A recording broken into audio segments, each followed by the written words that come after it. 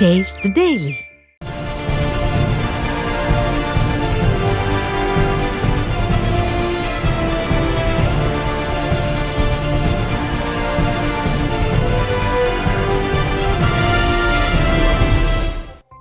பக்ரீத் பண்டிகையை முன்னிட்டு கிருஷ்ணகிரி மாவட்டம் ஓசூர் பகுதியில் சுமார் 1 கோடி ரூபாய் அளவிற்கு ஆடுகள் விற்பனையானதால் விவசாயிகள் மகிழ்ச்சி அடைந்துள்ளனர்.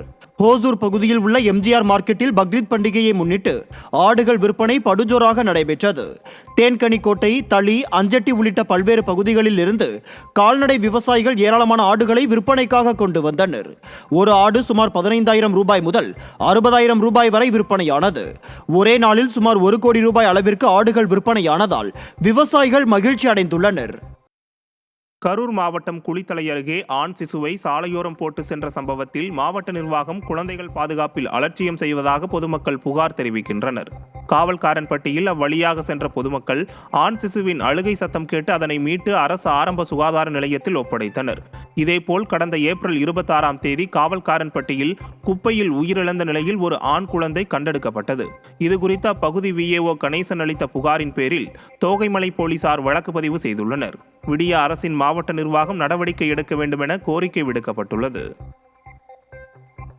திண்டுக்கல் அரசு மருத்துவமனையில் விபத்தில் சிக்கிய வாலிபருக்கு உரிய சிகிச்சை அளிக்காததால் தான் அவர் உயிரிழந்ததாக போலீசாரிடம் நண்பர்கள் வாக்குவாதத்தில் ஈடுபட்டனர்.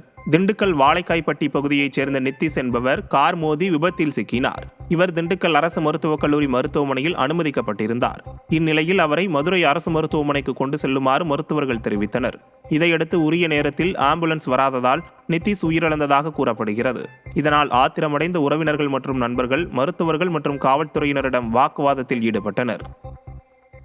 நீலகிரி மாவட்டம் உதகை நகராட்சியின் நவீன கழிப்பிடம் முறையாக பராமரிக்கப்படாததால் துர்நாற்றம் வீசுவதோடு நோய் தொற்று பரவும் அபாயம் ஏற்பட்டுள்ளது.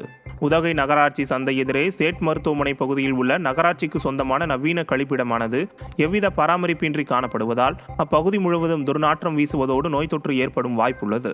மேலும் இப்பகுதியில் நகராட்சி ஆணையாளரின் குடியிருப்பு அருகே உள்ள இந்த கழிப்பிடத்தை கண்டுகொள்ளாமல் அலட்சியமாக பணியாற்றி வருவதாக குற்றச்சாட்டு எழுந்துள்ளது.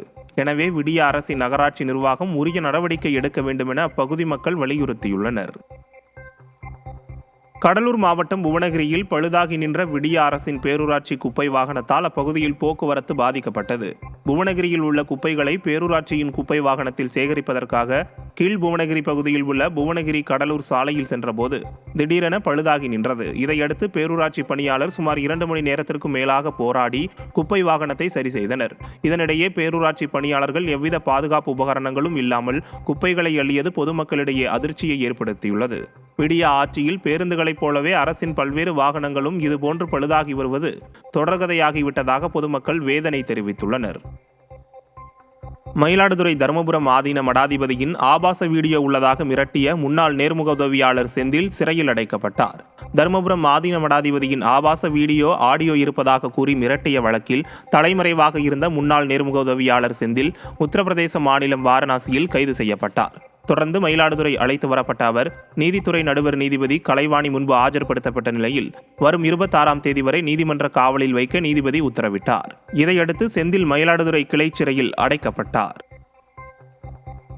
கன்னியாகுமரி மாவட்டம் நாகர்கோவிலில் இருசக்கர வாகனம் மீது லாரி மோதிய விபத்தில் ஒருவர் உயிரிழந்தார். இந்த விபத்து தொடர்பான சிசிடிவி காட்சிகள் வெளியாகி அதிர்ச்சியை ஏற்படுத்தியுள்ளது.